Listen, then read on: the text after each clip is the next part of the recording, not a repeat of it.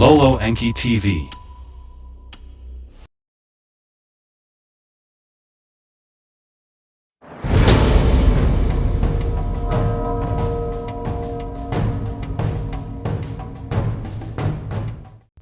Synopsis of the 12th tablet. The soil dries, plains and river valleys are resettled. Plentiful gold comes from the lands beyond the seas. Anu and his spouse Antu arrive for a memorable visit. Reminiscing, the leaders realize they are destiny's pawns. They allocate 3 regions of civilization to mankind. Pardoned by the departing Anu, Marduk remains rebellious. The first region and space facilities are Enlilite lands. Man's first civilization begins in the first region, Sumer. Marduk usurps a site to build an illicit launch tower. Frustrated by the Enlilites, Marduk seizes the second region.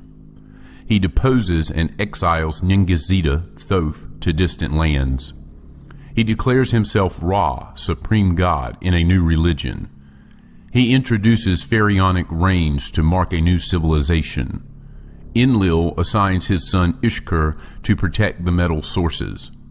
Inanna is granted dominion in the third region, Indus Valley. To come to Earth one more time, Anu decided. With Antu, his spouse, he wished to come. While his arrival they awaited, the Anunnaki abodes in the Eden to re-establish began. From the mountain lands where descendants of Shem dwelt to the olden land the black-headed people migrated. Upon the newly dried soil the Anunnaki let them settle, food for all to provide. Where Eridu, Enki's first city before the deluge had stood, on top of the myriads of mud and silt a new Eridu was marked out. In its center, upon a raised platform, an abode for Enki and Ninki was built. House of the Lord, whose return is triumphant, it was called. With gold and silver and precious metals by Enki's sons provided it was adorned. Above, in a circle skyward pointing, the 12 constellations by their signs were marked out. Below, as in the Abzu, waters with swimming fishes flowed. In a sanctuary, a place that no uninvited can enter, Enki the me formulas kept. For Enlil and Ninlil, a next Nibrki atop the mud and silt was established. Amid its people's dwellings and cattle folds and stalls, a sacred precinct was walled off. An abode for Enlil and Ninlil therein was built. In 7 stages it arose. A stairway rising as to heaven to the topmost platform led. His tablets of destinies did Enlil there keep. With his weapons it was protected. The lifted eye that scans the lands, the lifted beam that penetrates all. In the courtyard, in its own enclosure, Enlil's fast-stepping skybird was kept. As the time for the arrival of Anu and Antu neared, for their stay in the Eden a new place was selected, neither Enlil's nor Enki's to be. Unuki, the delightful place it was named. Shade trees in it were planted. A pure white structure, the house of Anu, in its midst was built. Its exterior in 7 stages rose, its interior like a king's quarter was. When the celestial chariot of Anu at earth arrived, Anunnaki skyships toward it soared. For a safe landing at the place of the chariots in the Till-moon it was guided. Utu, the place's commander, his great-grandparents to planet Earth welcomed. The 3 children of Anu, Enlil and Enki and Ninharzag, stood there to greet them. They embraced and kissed. They laughed and cried. So long has the separation been. They to each other kept saying, at each other they looked, aging to examine. Though greater in Shars were the parents, younger than the children they looked. The 2 sons looked old and bearded. Ninharzag, once a beauty, was bent and wrinkled. All 5 of them with tears were filled. Tears of joy with sorrowed tears were mingled. In skyships were the guests and their hosts to the Eden taken. In a prepared place beside Unuki, the skyships landed. All the Anunnaki that on earth had stayed as an honor guard were standing. Hail and welcome in unison to Anu and Antu they were shouting. Then, in a procession, singing and music playing, the Anunnaki to the house of Anu the guest accompanied. In the house of Anu, Anu washed and rested, then he was perfumed and clothed. Antu by female Anunnaki to the house of the golden bed was escorted. There she too washed and rested, then she was perfumed and clothed. In the open courtyard, as an evening breeze the trees' leaves rustled, Anu and Antu on thrones were seated. Flanking them were Enlil and Enki and Ninharzag. Attendants, earthlings who were completely naked, wine and good oil served. Others in a corner of the courtyard, a bull and a ram, gifts of Enlil and Enki on a fire were roasting. A great banquet was for Anu and Antu prepared, for the sign in the heavens its start was awaiting. On Enlil's instructions, Zemul, who in matters of stars and planets was learned, the steps of the house of Anu ascended, the rising of the planets at evetime to announce. On the first step, Kishar in the eastern skies appeared. Lahamu, or the second step, was seen. Mamu on the third step was announced. Anshar by the fourth step rose. Lamu on the fifth step was seen. The moon from the sixth step was announced. Then, on a signal from Zemul, the hymn, the planet of Anu in the sky rises, began to be sung. For from the topmost step, the seventh, the red-haloed Nibiru into view came. To music the Anunnaki clapped and danced, to music they danced and sang. To the one who grows bright, the heavenly planet of the Lord Anu, they sang. On the signal a bonfire was lit, seen from place to place where the bonfire started. Before the night was over, the whole land of Eden was with bonfires lit.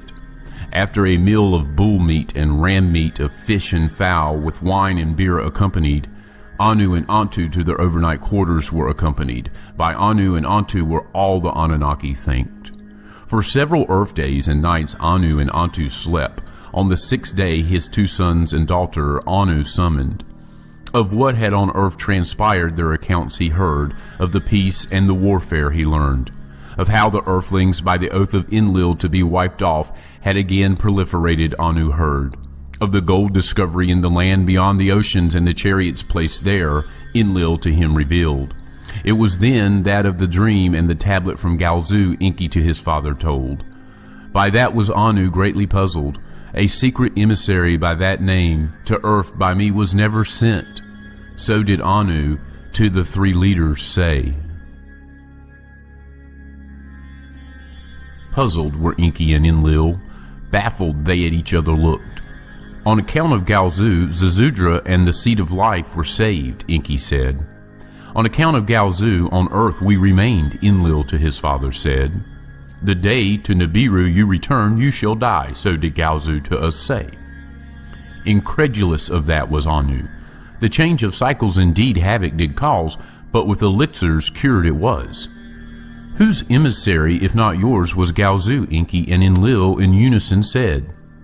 Who the earthlings to save wanted, who on earth made us stay? Ninharzag, her head slowly nodded. For the creator of all did Galzu appear. Was the creation of the earthlings also destined? Of that I must wonder. For a while the four of them were silent, each one past events in his heart recounted. While fates we decreed, the hand of destiny every step directed, so did Anu say.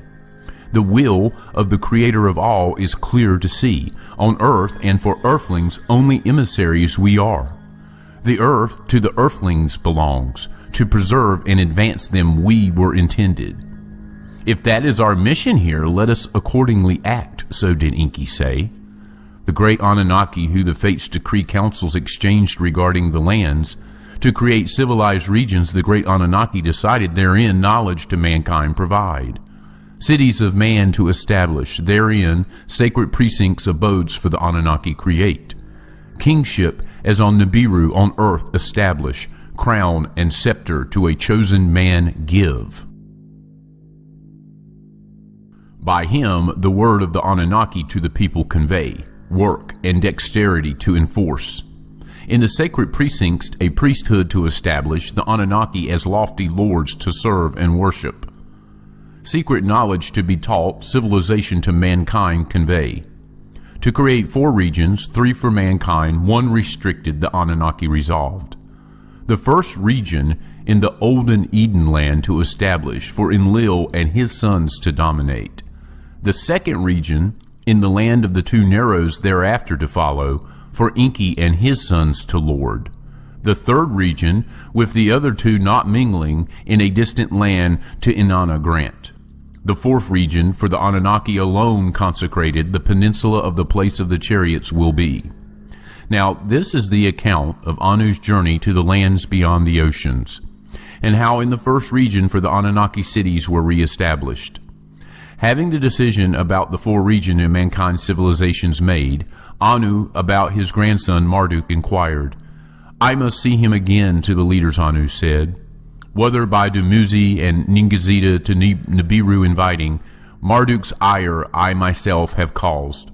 So did Anu wonder, to reconsider the punishment of Marduk he wished. When to the lands beyond the oceans you journey, Marduk to meet you will be told. The land where he roams, in those parts of the earth it is, so did Enlil to Anu say. Before the distant lands the royal couple went, the Eden and its lands Anu and Antu surveyed. Eridu and Nibruki they visited. Where the cities of the first region were planned they saw. In Eridu, Enlil about Enki complained, the me formulas to himself Enki is keeping. Anu on the seat of honor seated, words of praise to Enki said, my son, for himself a magnificent house built, beautifully on a platform it is raised. To the people that the house surround and serve, great knowledge will Enki give. Now the knowledge that in the Mies is secreted with other Anunnaki must be shared. Embarrassed was Enki to share with all the divine formulas to Anu he promised. In the ensuing days, in skyships traveling, Anu and Antu the other regions surveyed. Then, on the 17th day, to Anuki the royal couple returned for one more night of rest. In the morrow, when the younger Anunnaki before Anu and Antu for a blessing came, Anu to his great-granddaughter Inanna took a liking. He drew her closely, he hugged her and kissed her. Let all my words heed, to the congregated he announced, this place after we leave to Inanna as a dowry is given. Let the sky ship in which we the earth shall survey to Inanna my present be. Joyed, Inanna to dance and sing began. Her praises of Anu as hymns in times to come were chanted. Thereafter, binding farewells to the Anunnaki, for the lands beyond the oceans Anu and Antu departed. Enlil and Enki, and Ninurta and Ishkur with them to the golden land went. To impress Anu the king with the great golden riches, Ninurta an abode for Anu and Antu built. Its stone blocks to perfection cut, with pure gold inside were covered. A golden enclosure with flowers of carnelian stones carved, the royal couple awaited. By the shore of the great mountain lake was the abode erected. How the gold nuggets are collected the visitors were shown. There is gold here enough for many shars to come, Anu satisfied said. To a place nearby Ninurta to Anu and Antu an artificed mound showed. How to place for melting and refining metals it was made, Ninurta explained. How a new metal from stones was extracted he showed them. Anunnaki made, he called it. How by combining it with the abundant copper and strong metal he invented he showed them. On the great lake from whose shores the metals came, Anu and Antu sailed. The lake of Anak, Anu called it. Henceforth this was its name. Then from lands from the north, lands where great horned beasts are hunted, Marduk before his father Enki and his grandfather Anu came. Nabu, his son, with him was. When Enki about Sarapanit inquired, Marduk with sorrow of her death them told. Now Nabu alone with me has remained, to his father and grandfather Marduk said. Anu Marduk to his chest pressed. Enough you have been punished, to him he said. With his right hand on Marduk's head, Anu Marduk to be forgiven, blessed. From the golden place high in the mountains, all who had gathered to the plain below went. There, stretching to the horizon, Ninurta a new place for the chariots has prepared. Anu and Antu's celestial chariot stood there ready, with gold to the brim it was loaded. As the time for departing came, Anu to his children words of goodbye and guidance said, "Whatever destiny for the earth and the earthlings intended, let it so be. If man, not Anunnaki, to inherit the earth is destined, let us destiny help. Give mankind knowledge, up to a measure secrets of heaven and earth them teach. Laws of justice and righteousness teach them, then depart and leave." So did Anu to his children fatherly instructions give. Once more they hugged, embraced, and kissed, and from the new chariot's place Anu and Antu for Nibiru left. The first to break the sorrowed silence was Marduk. With anger were his words. "What is this new place of celestial chariots?" Of the others an explanation he demanded. "What after my exile without my knowledge has transpired?" When Enki of the decisions about the 4 regions to Marduk told, Marduk's fury knew no bounds. "Why will Inanna, a cause of Dumuzi's death, her own region get?" The decisions have been made. They cannot be altered. So did Enlil to Marduk say. In separate skyships to the Eden and its adjoining lands they returned. Sensing trouble, Enlil Ishkur to stay behind instructed, over the gold watch to keep. To commemorate Anu's visit, a new count of time passage was introduced. By Earth years, not by Nibiru Shars, was what on Earth transpired to be counted. In the age of the bull to Enlil dedicated was the count of Earth years begun. When to the Eden the leaders returned, the place of the first civilized region, how to make bricks from mud, the Anunnaki the earthlings taught, therewith cities to build. But where once cities of the Anunnaki alone had stood, cities for both them and earthlings now arose. Therein and in new cities for the great Anunnaki, sacred precincts were consecrated. Therein the Anunnaki with lofty abodes were provided. Temples by mankind they were called. Therein the Anunnaki as lofty lords were served and worshipped. By number ranks were they honored, the heirship to mankind made known. Anu, the heavenly, the rank of 60 held, to Enlil the 50 rank was given. On Ninurta, his foremost son, did Enlil the same rank bestow. Next in succession was the Lord Enki, the rank of 40 he held. To Nanar, the son of Enlil and Ninlil, the rank of 30 was assigned. To his son and successor Utu, the rank of 20 was allotted. 10 as a number rank to the other Anunnaki leaders' sons was granted. Ranks by the 5s between the female Anunnaki and spouses were shared. When after Eridu and Nibriki and their temple abodes were completed, in Lagash the Gursu precinct for Ninurta was built, his black sky bird there was kept. Inanu, house of 50, was the temple abode for Ninurta, and Bao his spouse called. The supreme hunter and the supreme smiter weapons a gift to Anu, the Inanu protected. Where Sippar before the deluge had been, on top of the mud soil Utu a new Sippar established. In the Ebibar, the shining house, an abode for Utu and his spouse Io was raised. From there Utu for mankind laws of justice promulgated. Where because of silt mud the olden plans could not be followed, new sites were chosen. Adab, a site from Shurabak not distant, for Ninharzag as a new center was made. The house of succor and healing knowledge was her temple abode therein named. The Mies, of how the earthlings were fashioned, Ninharzag in its holy shrine kept. For Nanar, a city with straight streets, canals, and wharves was provided. Urim was its name. House of the throne's seed was its temple abode called, the moon's beams to the lands it reflected. Ishkur to the mountain lands of the north returned, the house of 7 storms his abode was called. Inanna in Unuki resided, in the abode by Anu bequeathed to her she dwelt. Marduk and Nabu in Eridu dwelt, in the Eden their own abodes they did not have.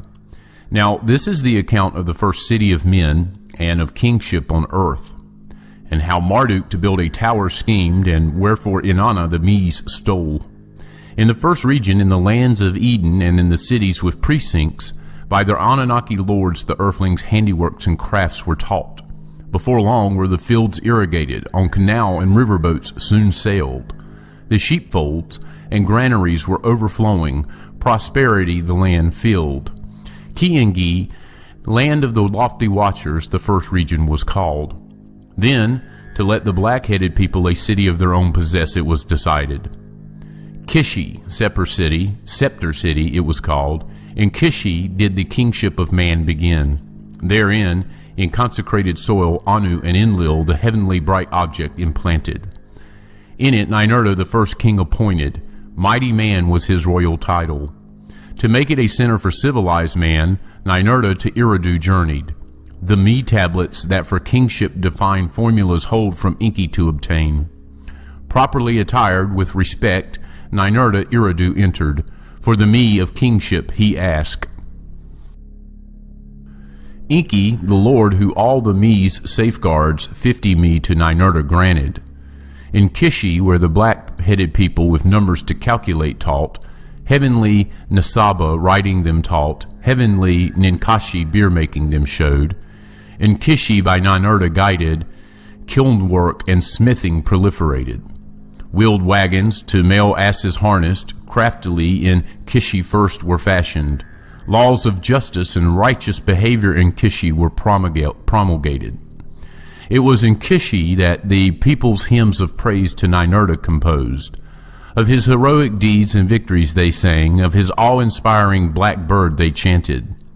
How in faraway lands the bisons he subdued, how the white metal to mix with copper he found. Ninurta's glorious time it was, with the constellation of the archer he was honored. All the while Inanna in Unuki, her lordship in the third region awaited. All the while the domain of her own of the leaders she demanded. The third region after the second one will come, her leaders thus assured her. Having seen how Ninurta to Eridu journeyed, how the Me of kingship he obtained, Inanna in her heart a plan devised. To obtain Me from Enki she schemed. Her chambermaid, Ninshubur, to Eridu she dispatched. A visit by Inanna to announce. On this, hearing Enki to Izamud, his housemaster quickly instructions gave. The maiden, all alone, to my city Eridu her step is directing. When all alone she will arrive, my inner chambers let her enter. Pour for her cold water to freshen her heart, barley cakes with butter give her. Sweet wine prepare, the beer vessels to the rim fill up. When Inanna alone the abode of Enki entered, Izamud, Enki's commands followed. Then when Enki Inanna greeted, by Inanna's beauty he was overwhelmed. With jewelry was Inanna bedecked. By her thin dress her body she revealed. When she bent down, her vulva by Enki was thoroughly admired. From the wine cup sweet wine they drank, for beer drinking a competition they had. Show me the Me's, Inanna to Enki playfully said. Let me in my hand hold. 7 times in the course of the competition Enki to Inanna's Me's to hold gave. The divine formulas for lordship and kingship, for priesthood and scribeship. For love dressing and for warring Me's to Inanna Enki to hold gave. For music and singing, woodworking and metals and precious stones, 94 Me's that for civilized kingdoms are needed Enki to Inanna gave. Holding her prizes tightly, Inanna from the slumbering Enki slipped away. To her boat of heaven she rushed out, to soar away her pilot she instructed. When Enki from his slumber by Izamud was awakened, get hold of Inanna to Izamud, he said. When from Izamud that Inanna had already in her boat of heaven departed Enki heard, to chase Inanna in Enki's skyship Izamud he instructed. All the Me's you must retrieve to him, he said. At the approach to Unuki, Izamud, Inanna's boat of heaven intercepted. To return to Eridu and the wrath of Enki face he made her. When Inanna back to Eridu was brought, the Me's with her no more were. To her chambermaid, Ninshubur, she gave them. To the house of Anu in Unuki, Ninshubur took them. In the name of my power, in the name of my father Anu, I command you the Me's to return. So did Enki angrily to Inanna say, in his abode captive he held her. When of this Enlil heard, to Eridu to face his brother he came. By right the Mies have I obtained, Enki himself in my hand placed them. So did Inanna to Enlil say, the truth of that Enki meekly admitted. When the term of Kishi shall be completed, to Anuki the kingship shall pass, so did Enlil declare. When Marduk all this did hear, greatly he was enraged, his anger no bounds knew. Enough has my humiliation been, to his father Enki Marduk shouted. A sacred city of his own in the Eden from Enlil he forthwith demanded. When Enlil to Marduk's appeal no heed paid, Marduk fate in his own hands grasped. To a place that for Anu's arrival before Anuki was selected was considered, Nabu, the Agigi and their offspring from their dispersal lands summoned, for Marduk therein a sacred city, a place for sky ships to establish. When his followers at the place assembled, stones to build with they found not. Marduk how to make bricks and burn them by fire to serve as stone to them he showed. Therewith a tower whose head the heavens can reach they were building. To thwart the plan Enlil to the place hurried, to placate Marduk with soothing words he tried. To stop Marduk and Nabu in their endeavor Enlil did not succeed. In Nibriki Enlil his sons and grandchildren assembled. What to do they all considered. Marduk an unpermitted gateway to heaven is building, to earthlings it he is entrusting, so did Enlil to his sons and grandchildren say. If this we allow to happen, no other matter of mankind shall be unreached. This evil plan must be stopped, Ninurta said. All with that agreed. It was night time when from Nibriki the Enlilite Anunnaki came. From their sky ships havoc upon the rising tower, fire and brimstones they rained. To the tower and the whole encampment a complete end they made. To scatter abroad the leader and his followers Enlil thereupon decided. Henceforth their counsels to confuse, their unity to shatter, Enlil decreed. Until now all the earthlings one language had, in a single tongue they speak. Henceforth their language I shall confound, that they each other's speech will not understand. In the 310th year since the count of earth years began, did this all happen. In each region and every land the people a different tongue he made to speak. A different form of writing thereafter to each was given, that one the other will not comprehend. 23 kings did in Kishi reign, for 408 years was it the scepter city. It was also in Kishi that a beloved king Etana, for a heavenly journey was taken. At the allotted time, let kingship to Anuki be transferred, so did Enlil decree. To its soil the heavenly bright object from Kishi was transferred. When the decision to the people was announced, to Inanna an exaltation hymn they sang. Lady of the Mies, queen, brightly resplendent, righteous in radiance clothed, of heaven and earth beloved. By the love of Anu consecrated, great adorations wearing, 7 times the Mies she obtained, in her hand she them is holding. For the tiara of kingship they are appropriate, for high priesthood suitable. Lady of the great Mies, of them she is the guardian. In the 409th year after the count of earth years began, kingship of the first region to Anuki was transferred. Its first king was the high priest of Iana temple abode, a son of Utu he was. As for Marduk, to the land of the two narrows he went.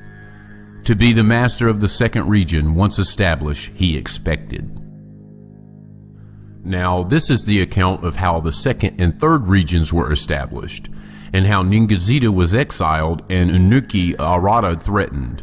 When Marduk, after a long absence to the land of the two narrows, returned, Ningizida as its master he there found. Its lofty lord Ningizida was. With the aid of offspring of Anunnaki who earthlings espoused, did Ningizida the lands oversee.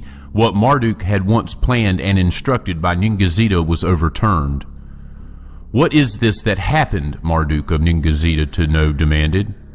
Of the destruction of hidden things Marduk Ningazida accused, of making Haran to a desert place depart, a place that has no water, a boundless place where sexual pleasures are not enjoyed. The two brothers an uproar made, upon quarreling bitterly they embarked. Pay heed, I am here in my proper place, Marduk to Ningazida said. You have been my place taker. From now on only a deputy of mine you can be. But if to rebellion you are inclined, to another land go away you must. For 350 earth years did the brothers in the land of the two Narrows quarrel. For 350 years was the land in chaos. Between the brothers it was split. Then Enki, their father, to Ningazida said, for the sake of peace to the other lands depart. To go to a land beyond the oceans Ningazida chose. With a band of followers thereto he went. 650 earth years was at that time the count. But in the new domain where Ningazida the winged serpent was called, a new count of its own began. In the land of the two Narrows, the second region under Marduk's lordship was established. In the annals of the first region, Magan, land of the cascading river, it was called. But by the second region's people, when languages were confounded, Himta, the dark brown land, it was henceforth called. Netaru, guardian watchers, the Anunnaki, were there in the new language called. Marduk as Ra, the bright one, was worshipped. Enki as Ptah, the developer, was venerated. Ningazida as Tahuti, the divine measurer, was recalled. To erase his memory, Ra on the stone lion, his image with that of his son Asar replaced. To count by tens, not by 60, Ra the people made. The year he also by tens divided. The watching of the moon by the watching of the sun he replaced. Whereas under the lordship of Tahuti, the olden city of the north and the city of the south were re-established. Marduk/Ra, the two lands of the north and of the south into one crown city united. A king, an offspring of Netaru, an earthling, he there appointed. Mina was his name. Where the two lands meet and the great rivers divides, a scepter city Ra established. Splendor to surpass Kishi in the first region he gave it. Mina Nefer, Mina's beauty it was called. To honor his elders, Ra a holy city built. To honor Nibiru's king, Anu, he named it. Therein, on a platform, a temple abode for his father Enki, Ptah, he erected. Its head within a high tower like a sharp rocket skyward rose. In its shrine, Ra, the upper part of his celestial barge, deposited, Bin it was called. It was the one in which from the planet of countless years he had traveled. On the day of the new year, the king, as high priest, the ceremonies performed. On that day only alone the innermost star room he entered, before the Bin offerings he put. To benefit the second region, Ptah to Ra all manner of mees gave. What do I know that you do not know? The father his son asked. Then all manner of knowledge except that of the dead reviving to Ra he gave. As a great one of the 12 celestials, Ptah to Ra the constellation sign of the ram allotted. The water flow of Hapi, the land's great river, Ptah for Ra and his people regulated. Abundance in the fertile soils quickly came, man and cattle proliferated. By the success of the second region the leaders were encouraged. The third region to establish they proceeded. To make it a domain of Inanna, as she was promised, they decreed. As befits the mistress of a region, a celestial constellation to her was assigned. Beforehand, with her brother Utu, the station of the twins she shared. Henceforth, as a gift from Ninharzag, her constellation of the maiden to Inanna was allotted. In the 860th year, according to Earth's year count, was Inanna so honored. Far away in the eastern lands beyond 7 mountain ranges was the third region. Samush, land of 60 precious stones, was its highland realm called. Arada, the wooden realm, was in the valley of a meandering great river located. In the great plain did the people cultivate crops of grains and horned cattle herd. There 2 cities with mud bricks they built, with granaries they were filled. As by Enlil's decree required, the Lord Enki, Lord of Wisdom, for the third region a changed tongue devised, A new kind of writing science he for it fashioned. A tongue of man, heretofore unknown, for Arata Enki in his wisdom created. But the mees of civilized kingdoms for the third region Enki did not give. Let Inanna, what for Unuki had obtained with the new region share, so did Enki declare. In Arata, Inanna, a shepherd chief appointed, akin to her beloved Dumuzi he was. In her skyship from Unuki to Arata, Inanna journeyed, over mountains and valleys she flew. The precious stones of Samush she cherished, pure lapis lazuli with her to Unuki she carried. At that time the king in Unuki was in Merkar, the second one to reign there he was. It was he who the boundaries of Unuki expanded, by its glories was Inanna exalted. It was he who the wealth of Arata coveted, to be over Arata supreme he schemed. To Arata in Merkar an emissary dispatched, as a tribute Arata's riches to demand. Over 7 mountain ranges, through parched lands and then soaked by rains, the emissary to Arata went. To the king of Arata the demand words of Inmerkar, word for word he repeated. His language the king of Arata to understand was unable. Like the bray of a donkey its sound was. A wooden scepter inscribed with a message the king of Arata to the emissary gave. To share Unuki's mees with Arata the king's message requested. As a royal gift to Unuki, grains on donkeys were loaded. With the emissary to Unuki they went. When in Merkar the inscribed scepter received its message, in Unuki no one understood. He brought it forth from light to shade, he brought it forth from shade to light. What kind of wood is this, he asked. Then to plant it in the garden he ordered. After 5 years, after 10 years had passed, from the scepter a tree grew. A tree of shade it was. What shall I do? In Merkar, in frustration, his grandfather Utu asked. With heavenly Ninsaba, the mistress of scribes and writing, Utu interceded. On a clay tablet his message to inscribe Ninsaba in Merkar taught, in the tongue of Arata it was. By the hand of his son Banta was the message delivered. Submission or war, it said. By Inanna Arata was not abandoned. To Unuki Arata will not submit, the king of Arata said. If warfare Unuki desires, let one warrior in combat meet. Better yet, let us peacefully treasures exchange. Let Unuki its mees for Arata's riches give. On the way back, carrying the peace message, Banta fell sick. His spirit left him. His comrades raised his neck, without the breath of life it was. On Mount Harum, on the way from Arata, to his death was Banta abandoned. The riches of Arata, Inugi did not receive. The mees of Unuki, Arata did not obtain. In the third region, civilized mankind did not fully blossom.